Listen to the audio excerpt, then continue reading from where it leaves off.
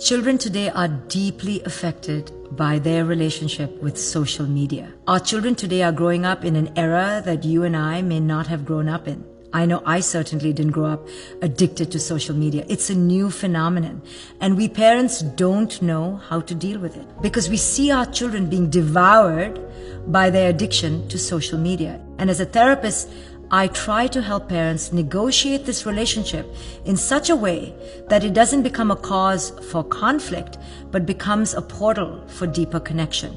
So the first thing I help parents understand is that children today are growing up on a diet of social media. So it is an inextricable part of their lives and of our lives. The first place to begin is to accept what is. To accept that this is here and it's in the now. So there's no point resisting it because our children will find a way to hide it from us. There's no point fighting it all the time because then it'll be a cause for power battles and for endless conflict. So the first thing is to accept that it's here.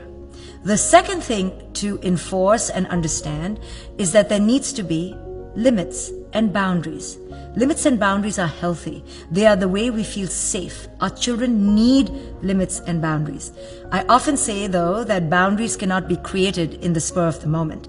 Boundaries need to be lived, need to be embodied. So I help parents discover what are their own boundaries with social media in their own lives. You see, parents always can be a bit hypocritical and say, well, I'm working on my phone and my kid is simply on Instagram. And when I do Instagram, it's for my work. And when they do Instagram, it's just for pleasure. Well, that's a hypocrisy. So first I point out the hypocrisy and I ask parents to dare to look at that in the face. Because if we don't own the hypocrisy, our children will never respect us. They will immediately understand that this is a double standard. And we don't want our children to ever feel that we're imposing on them something that we do not wish to impose on ourselves.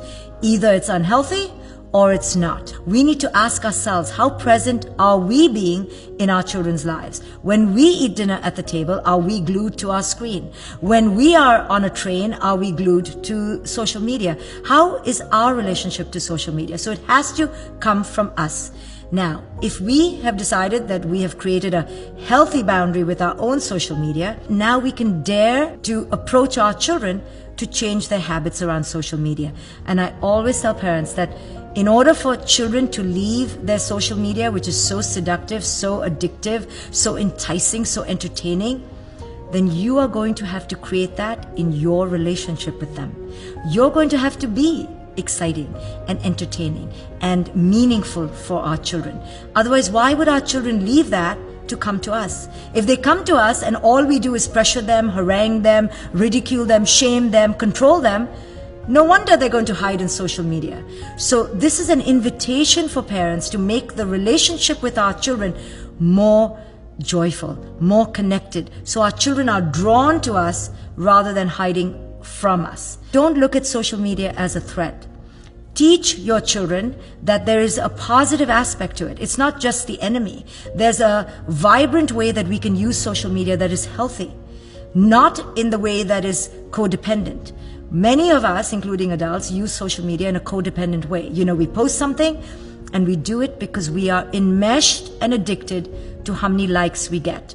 And then we're glued to our screen. So if we use social media for that purpose, to elevate a sense of self, then we're going to model that for our children. And our children will use social media for a sense of worth. But if we show our children that social media can be a valuable avenue and a portal for connection, then we teach them that technology itself is a vibrant, fertile foundation for deep, worldly, global connections. So we have to be aware of how we're modeling our relationship to social media. And through our modeling, our children will absorb how to use it in a positive way rather than in this codependent, addictive way.